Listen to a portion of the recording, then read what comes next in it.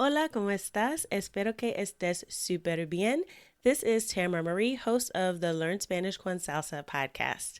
Now, before we jump into this episode, I wanted to let you know about a special opportunity that you're definitely going to want to take advantage of, especially if your goal is to become fluent in Spanish. For a limited time only, my team is opening the doors to listeners of the podcast to take advantage of a free language coaching session. Now, in this session, it's not just we're teaching you about verbs or grammar, but we're really going to do a deep dive into what are your goals for learning Spanish, assess where you are on your journey to fluency at the moment, and help you map out a 90-day plan for how you can get to fluency. So we are going to help you take your Spanish to the next level, whether you're afraid of speaking Spanish or you just get a little bit nervous when you're talking to native speakers, or maybe you've got some of the basics down, but you really know that you struggle with getting your Spanish to flow and your listening skills aren't up to par. Whatever it is, even if it is a specific grammar issue, we will help you map out how to tackle that. And normally these sessions do cost, so we are offering a few slots for free. There are limited spaces available and they'll only be open up through the end of the month. So make sure you sign up.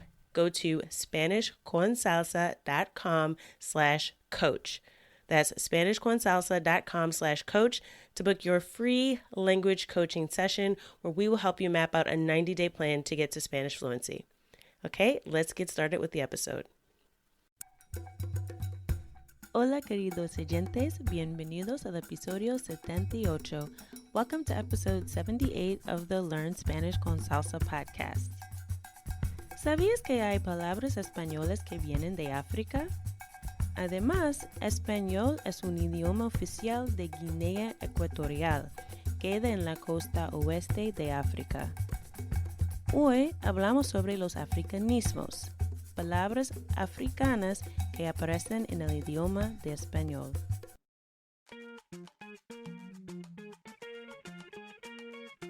Bienvenidos! Welcome to the Learn Spanish con Salsa podcast, the show for Spanish learners that love music, travel, and culture. Close your grammar textbooks, shut down the language apps, and open your ears to how Spanish is spoken in the real world. Let us show you how to go from beginner to bilingual. Here is your host, certified language coach, Tamara Marie. Did you know there are Spanish words that come from Africa? Spanish is also an official language of Equatorial Guinea, located on the west coast of Africa. Today, we talk about Africanisms, African words that appear in the Spanish language. Now, you might actually be familiar with some of these words, but you may not have known that they actually have an African root to them. So we're going to review 15 palabras that actually come from Africa that appear in the Spanish language, many of which are pretty common and used in daily conversation. There are many reasons for this, one of them being the slave trade, which Spain was engaged in, as well as other European nations that actually took many Africans to South America and the Caribbean, even parts of North America, but mainly the Spanish influence exists still today in the Caribbean and in parts of South America. So some of it's due to that. Some of it, as I've mentioned previously on the podcast, there was a really dynamic relationship between Northern Africa and the country of Spain, even prior to the transatlantic slave trade. So you have a situation where there were a lot of Northern Africans who were traveling back and forth to Spain, and even a very long period of conquest from Northern Africa, where a group called the Moors, which was a tribe of Muslims who had conquered a part of Spain for a time. So there's a lot of interaction there. Spain obviously is in close proximity to Africa and to the Mediterranean. There was trade, so there has been a lot of interaction with Spain and Africa. So that is the reason that you may find some of these words that are also common in African languages. So let's get to it. I'm going to share 15 words with you that actually come from Africa that you may or may not know in Spanish. Now, the first one, número uno, is bembe. Bembe. And this word is actually probably more commonly used in the Caribbean, especially in Puerto Rico, but it's another way to say lips or labios in Spanish. Número dos, number two is chévere. Chévere. which is really common throughout the Spanish-speaking world, not just in the Caribbean or in South America, but I think this is also pretty common in Spain. And it really just means cool, right? It's like, cool, chévere. It's another way sometimes of saying like está bien, like chévere, everything's good, todo bien. So that's also pretty common, but that word also comes from Africa. Number 3 is zombie. Zombie, which in English is the word zombie, right? So we already know that one, and we already know what a zombie is, and it has the exact same meaning in Spanish as it has in English. You know, it's someone who has died previously and somehow come back from the dead and now they just eat brains or whatever, and everyone's really or maybe in recent years there was this big thing about the zombie apocalypse. It was like a big joke. There are a lot of zombie movies and series and things like that in pop culture, but anyway, the word zombie, which is zombi, which made its way into English as zombie, both of those words actually have their root in Africa as well. It's believed that it has some type of connotation with brujeria or witchcraft when it originally came from Africa, but that word still has maintained pretty much the same meaning in Spanish as it has in African languages and English. Número 4, chango. Chango. And this is a word for a bird. So it's a black bird that's common in warmer climates. So it's not something I think we usually would use here in the U.S., but I believe it's also common in the Caribbean where they see this black bird. The word is also used to describe a person who's conceited, someone who is muy orgulloso, so someone who's very proud or conceited. So that will also be used to refer to them as more of an adjective, like that person is chango. Número 5. Timba. Timba. And if you listen to salsa music or bachata, you should be familiar with timba, which is a type of drum or tambor. But that's another word that comes from Africa. Número 6, pachanga. Pachanga. And this means something like baile, like a dance, or fiesta. So it can be like a dance or a party. It also is its own musical genre, right? Like a lot of these words that tend to mean getting together and having fun tend to sort of transform into a specific type of music that's associated with them. So pachanga is also a dance, and I'll actually include a link in the show notes so you can see it. One of my favorite dance companies, actually Sentimiento Dance Company, has a really cool pachanga routine, so you can kind of see how it's danced. So I'll include that in the show notes so you can see how it is danced. But originally the word came from Africa and it was used to refer to a party or a dance.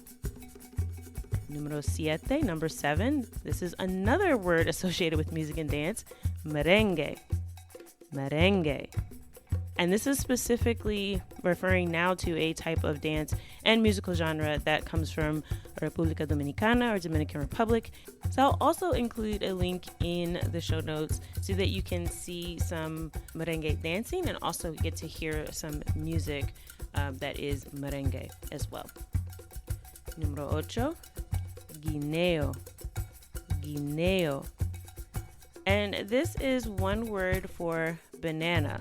And this is not a plátano, like a plantain, where you actually have to cook it to eat it. And they have a green variety that's more savory. And then there's the sweeter one. As it becomes ripe, it turns yellow and eventually a brownish yellow. And if you cook that, it actually is sweeter, but it has to be cooked, right? So that's the main difference between a plátano and a guineo. So in English, we call it banana, but there's many different varieties of banana, not only in Africa, but also in the Caribbean. So you might hear this word more commonly used in the Caribbean Spanish-speaking countries like Cuba, Dominican Republic, and Puerto Rico. But this word originally comes from Africa as well, guineo. Número 9, bachata. Bachata. And this is another form of music that has its origins in the Dominican Republic, but the word bachata itself actually also comes from Africa. And if you want to hear more about the musical genre of bachata and you want to learn about the origins of it now, I mean, it's really, really popular. It's worldwide. The dancing for bachata is also very popular. If you want to hear more about that, go back and listen to episode 19. I had an interview with Carlos Cinta, and we talked all about bachata, its origins, the roots of the music, the characteristics of bachata music. And Carlos actually goes to dance festivals around the country talking about bachata. So he is an expert on the subject. So if you want to hear more about that, go back and listen to episode 19. But know that the word bachata itself actually comes from Africa. And not only is it referring to a type of music and a dance, but it also is used in other ways. So bachata can also mean a situation where there's diversión, like where people are having fun, they're making jokes, right? They could be making a lot of noise. So it's also kind of just used to refer to a group of people who is a little bit rowdy. And a way that you'll hear the word bachata used, like imagine a situation where there's a classroom or maybe there's a parent and there's a group of younger people around and they're like goofing off and joking around. And the adult might say, dejen la bachata. Dejen la bachata, which is like stop joking around, stop making all that noise. Número 10, guarapo. Guarapo. So number 10 is referring to a type of drink. This is jugo de caña de azúcar. So it's like sugar cane. It's a juice made from sugar cane, but this is also a word that comes from Africa. And the next few are also related to food as well. So número 11, number 11 is mofongo. Mofongo, which there's some controversy about this. Now, the first time I had mofongo, I was in Puerto Rico, but different countries will claim. I know Dominican Republic will claim mofongo is Dominican. I just know I've had it in the Caribbean. I know it's amazing. And it's made with green plantains, okay? Plátano verde. So this is not the guineo. This is the plátano that you actually have to cook. And it's picado, or it's like chopped up. And then it's fried. And then it's sort of used to make, so it looks kind of like a, I don't know, almost like an ice cream scoop, right? Like it's like a little dome shape, right? Pile of like mashed and fried plantain. A lot of times it has like some meat in it, like some like little strips of bacon or some type of pork, or it can be stuffed with something like shrimp, camarones, different types of seafood as well. So it's a really typical dish that you'll find in the Caribbean, and plantains are really, really heavy. So it is a really filling dish that will kind of stick to your ribs, as they say.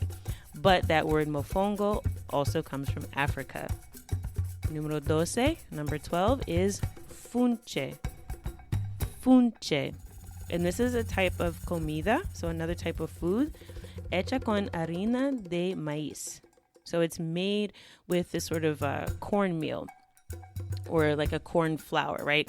And the best way to describe it, it's sort of like a type of cornbread. That might be the most common thing that we would associate it with, but it's a specific dish. A lot of food that came from Africa also made its way to the Caribbean and to South America with the Africans who were forced to migrate there. I want to say that they immigrated because it was not really their choice. But a lot of the Africans that came to the West in the slave trade brought a lot of their traditions and food with them. And this is one of those things. It's sort of like I said, like kind of like a cornbread, and it's called funche. But this is another Africanismo that's made it to the Spanish-speaking Caribbean, especially that came from Africa. Número 13, number 13 is another food, malanga. Malanga. And it's really a tuber kind of vegetable. It's actually much bigger than, I guess you would think, a regular, like a potato or a yam. So I guess the best way to think it's in that family of tubers. So it looks sort of like yuca. That's sort of like it's kind of like brown on the outside, but it's white on the inside. And it's really, really hard. You have to like cut it. And you need like a really big knife to really cut it. But once you cook it, it really does soften up. And that's something else that you just cannot eat raw. And actually, cassava is poisonous if you don't cook it properly. So anyway, malanga is in that same family. The closest thing I can tell you, it looks like yuca or cassava if you've ever seen that, but it has sort of like a brown outer shell. And the only difference really between malanga and sort of and yuca is that, like I said, it's bigger, and you'll also see in the white part in the center, it kind of looks like it has like these purple sort of specks on the inside. So it's a really specific type of starchy vegetable that you'll only probably find in Africa and the Caribbean, probably parts of South America as well. But malanga, another Africanismo.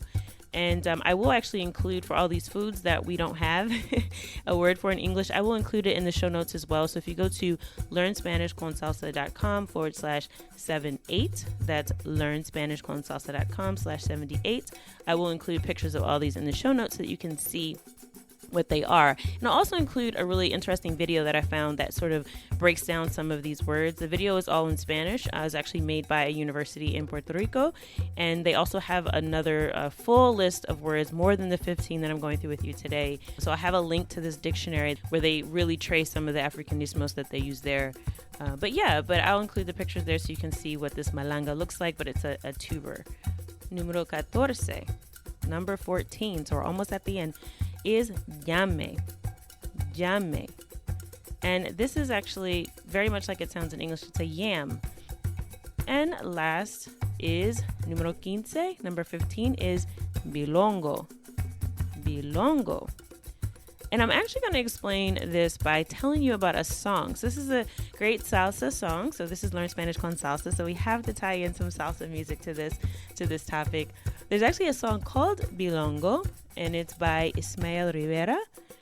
He is a very popular, more of like a classic salsa artist, but he is Afro-Latino, and he has a song called Bilongo. And again, I will include a link in the show notes as well so you can actually hear the song. It's a really catchy song.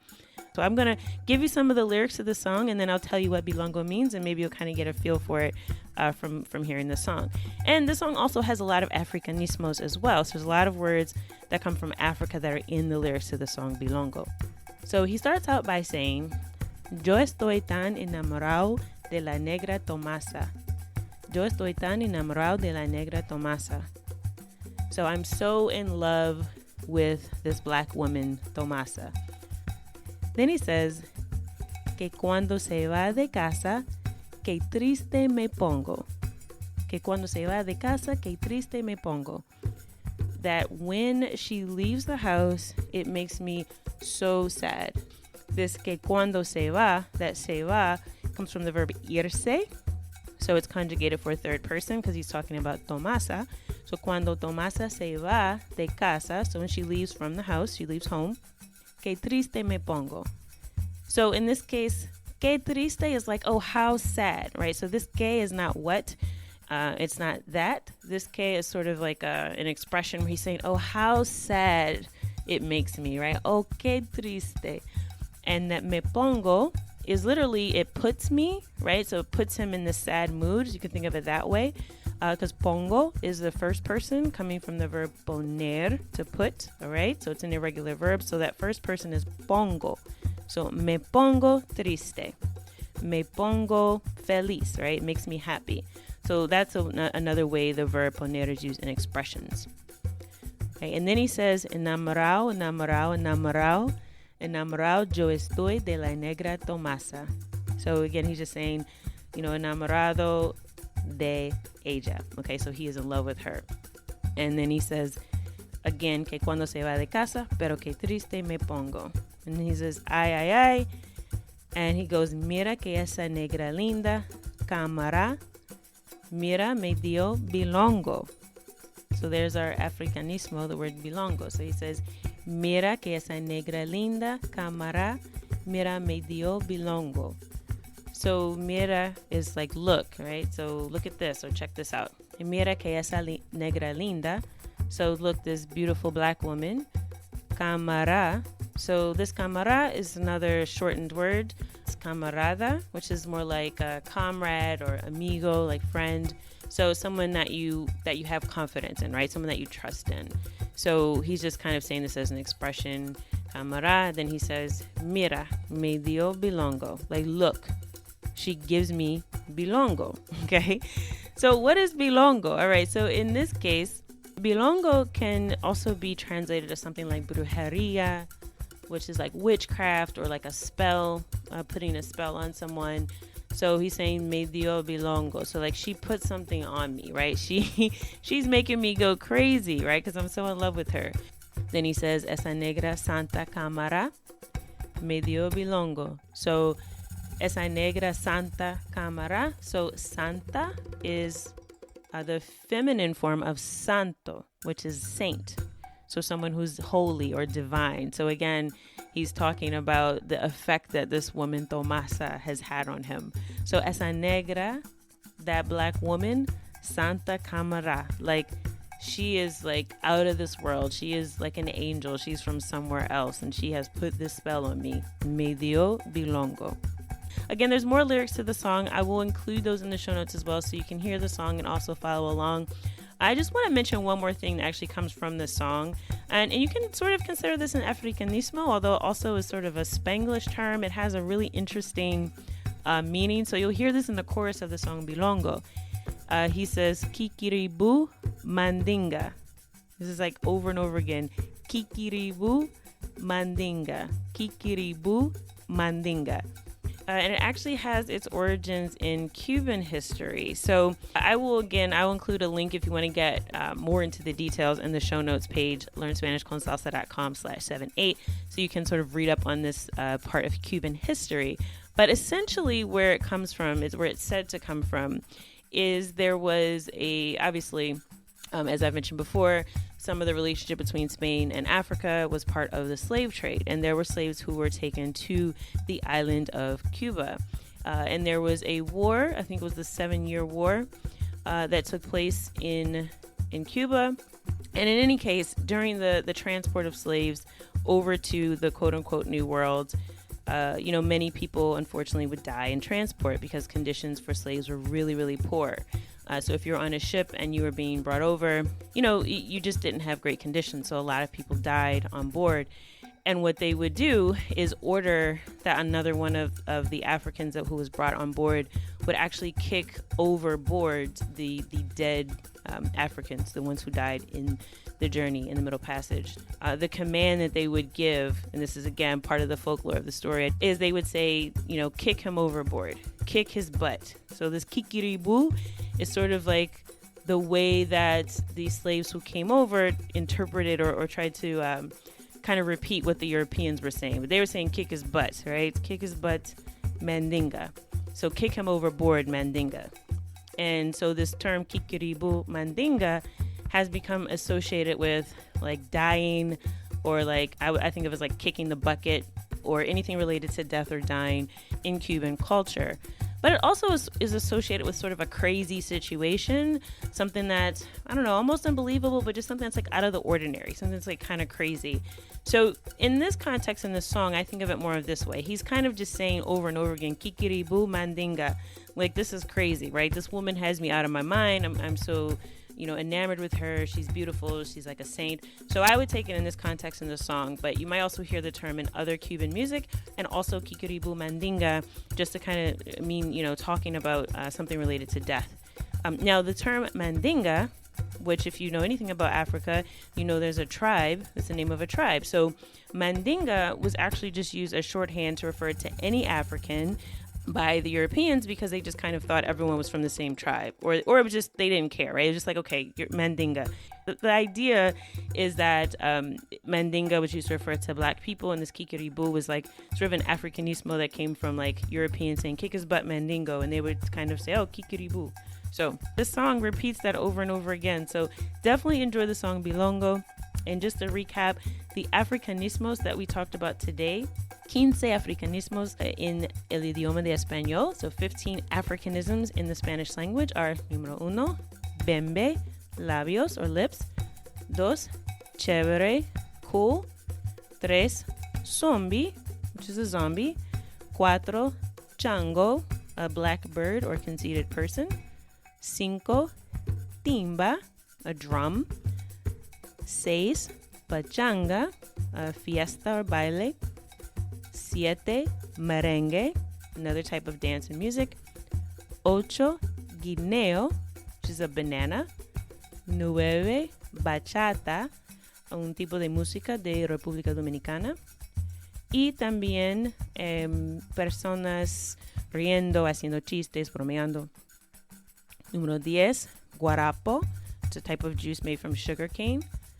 Número 11, mofongo, which is a fried and mashed sort of plantain dish in the Caribbean.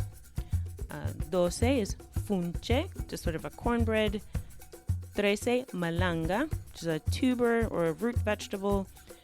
14, ñame, which is a yam, y 15, bilongo. So sort of like witchcraft or putting a spell on someone. Okay, so I hope you enjoyed this episode. Next week, we will be talking about a series that I have been asked about and has come up many times in our Facebook group. It is the series Celia. So there was a telenovela about Celia Cruz. So I'll be getting into the Cuban Spanish that appears in the series Celia. So it's a really great series. If you haven't seen it, I recommend that you check it out on Telemundo. But yes, I will be talking about Celia Cruz and Cuban Spanish in el próximo episodio. So make sure you tune in next week for our next episode. And como siempre, espero que este episodio ha servido para llevarte un paso más cerca en tu camino a convertirte en una persona bilingüe. As always, I hope this episode has helped you go one step closer in your journey to becoming bilingual. Hasta la próxima.